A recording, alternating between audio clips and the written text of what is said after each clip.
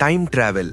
ఈ మాట వినగానే మనకి గుర్తొచ్చేది క్రిస్టోఫర్ నోలన్, ఇంటర్స్టెల్లర్ లేదా పెద్ద పెద్ద హాలీవుడ్ సైఫై మూవీస్. మనం అనుకుంటాం Albert Einstein theory of relativity చెప్పే వరకు మనుషులకి టైం డైలేషన్ గురించి తెలియదు అని. కానీ ఐన్స్టీన్ పుట్టకముందే, ఇంకా చెప్పాలంటే సైన్స్ అనే వర్డ్ పుట్టకముందే మన పురాణాల్లో ఒక మైండ్ బ్లోయింగ్ స్టోరీ ఉంది. అది స్టోరీ మాత్రమే కాదు, it's the first recorded evidence of time dilation in human history. ఇది కింగ్ కాకుడ్మీ స్టోరీ. జస్ట్ ఒక 20 మినిట్స్ వెయిట్ చేసినందుకు ఆయన లైఫ్లో 116 మిలియన్ ఇయర్స్ ఎలా కోల్పోయాడో చెప్పే ఒక అద్భుతమైన రియల్ స్టోరీ. కథ సత్యయుగంలో స్టార్ట్ అవుతుంది. కుశాస్థలి అనే ఒక గొప్ప రాజ్యం. దానిని పరిపాలించే రాజు పేరు కాకుడ్మి. ఆయనకి రేవతి అని ఒక కూతురు ఉండేది. రేవతి అంటే మామూలమ్మాయి కాదు. ఆమె అందం, ఆమె తెలివితేటలు మరియు ఆమె హైటు అన్నీ అద్భుతమే. సత్యయుగంలో మనుషులు చాలా పొడవుగా, బలంగా ఉండేవారు. రేవతికి పెళ్లి వయసొచ్చింది. భూలోకంలో ఉన్న రాజులు, వీరులు అందరూ ఆమెని పెళ్లి చేసుకోవడానికి లైన్ కట్టారు. కాని కింగ్ కాకుడ్మికి ఎవ్వరూ నచ్చట్లేదు. ఆయన ఫీలింగ్ ఏంటంటే, నా కూతురు దేవతలాంటిది, ఈ ఆర్డినరీ హ్యూమన్స్ ఆమెనికి సెట్ అవ్వరు అని. ఫైనలీ కింగ్ కాకుడ్మి ఒక క్రేజీ డిసిషన్ తీసుకున్నారు.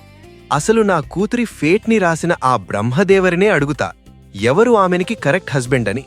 సో తన యోగిక్ పవర్స్తో తన కూతుర్ని తీసుకుని ఎర్త్ దాటి, సోలార్ సిస్టమ్ దాటి, టైమ్ అండ్ స్పేస్ని క్రాస్ చేసి సృష్టికర్తైన బ్రహ్మలోక చేరారు. ఇమాజిన్ చేసుకోండి, అది వేరే డైమెన్షన్. అక్కడ ఫిజిక్స్ లాస్ మనలాగా పనిచేయవు. వాళ్లు వెళ్లే టైంకి బ్రహ్మదేవరు ఒక మ్యూజిక్ కాన్సర్ట్ వింటున్నారు. గంధర్వులు పాటలు పాడుతున్నారు. కాకుడ్మి అనుకున్నారు, సరే ఒక 20 మినిట్స్ వెయిట్ చేద్దాం, పాట అయిపోయాక మాట్లాడదామని. పాపం ఆయనకి తెలీదు, ఆ 20 మినిట్స్ ఆయన డెస్టినీని మార్చేసిపోతుంది అని. మ్యూజిక్ అయిపోయింది. కాకుడ్మి వెళ్లి నమస్కారం చేసి తన దగ్గరున్న లిస్ట్ ఓపెన్ చేశారు. స్వామి, ఈ లిస్ట్లో ఉన్న రాజుల్లో నా కూతురికి ఎవరు కరెక్ట్ అని అడిగారు. అప్పుడు బ్రహ్మదేవరు గట్టిగా నవ్వి ఒక షాక్ ఇచ్చారు. హోరి పిచ్చిరాజు, నువ్వు రాసిన లిస్ట్లో ఉన్న రాజులు ఇప్పుడు లేరు, వాళ్ల కొడుకుల్లేరు, వాళ్ల మనవళ్లు లేరు, అసలు వాళ్ల వంశాలే ఇప్పుడు ఎర్త్ మీద లేవు. కాకుడ్మికి ఏం అర్థం కాలేదు. బ్రహ్మదేవురు ఎక్స్ప్లెయిన్ చేశారు, నువ్విక్కడ బ్రహ్మలోకాలో గడిపిన 20 మినిట్స్ ఎర్త్ మీద 27 చతుర్యుగాస్తో సమానం. అంటే ఆల్మోస్ట్ 116 మిలియన్ ఇయర్స్ గడిచిపోయాయి. సత్యయుగం పోయి, త్రేతాయుగం పోయి, ఇప్పుడు ఎర్త్ మీద ద్వాపరయుగం నడుస్తోంది. నువ్వు చూసిన ప్రపంచం ఇప్పుడు లేదు. కాకుడ్మి అండ్ రేవతి వెంటనే ఎర్త్కి రిటర్న్ అయ్యారు. కాని అది వాళ్లు పుట్టి పెరిగిన ఎర్త్లా లేదు. వాళ్ల కింగ్డమ్ కుశాస్థలి పేరు ఇప్పుడు ద్వారకాగా మారిపోయింది. పెద్ద పెద్ద బిల్డింగ్స్ లేవు. అండ్ షాక్ ఏంటంటే, మనుషులు సైజ్ తగ్గిపోయారు. ఎవల్యూషన్ వల్ల సత్యయుగంలో ఉన్న హైట్ పోయి మనుషులు పొట్టిగా అయిపోయారు.